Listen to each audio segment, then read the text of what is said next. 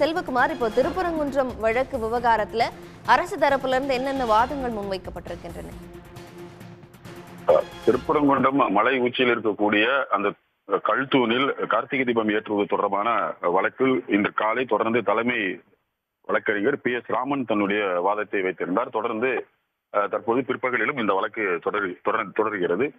மீண்டும் தலைமை வழக்கறிஞர் பேசும்போது இந்த தீபத்தின் குறிப்பாக இந்த ஏற்கனவே இருக்கக்கூடிய இந்த தீபத்தின் பல ஆண்டுகள் உண்மையான பழமையான ஒரு தீபத்தின் என அவர் தெரிவித்திருக்கிறார். அது மட்டுமல்ல, இந்த வழக்கை பொறுத்தளவில் மனுதாரர் பக்தராக இங்கு அவர் மனு தாக்கல் செய்யவில்லை. ஏதோ சொத்தில் உரிமை வேண்டும் என்பது போல் இந்த மனுவை தாக்கல் செய்திருக்கிறார்.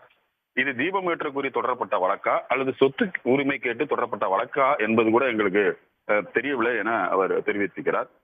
அது மட்டுமல்ல, இந்த வழக்கில் பல புதிய பழக்கத்தை உருவாக்கி அதன் மூலம் இந்த சொத்துக்களை பாதுகாக்க வேண்டும் என தனி நீதிபதி அதற்கு ஏற்றாற்போர் உத்தரவை பிறப்பிக்கிறார் என அவர் தெரிவித்து தன்னுடைய வாதத்தில் முன்வைத்திருக்கிறார். அது மட்டுமல்ல, தனி நீதிபதி தனது உத்தரவு ஏற்கனவே உள்ள பழக்க வழக்கங்களை எல்லாம் மலை உச்சியில் ஏற்ற வேண்டும் என்றும் அதற்கு போலீஸ் பாதுகாப்பு வழங்க வேண்டும் என கூறியிருக்கிறார்.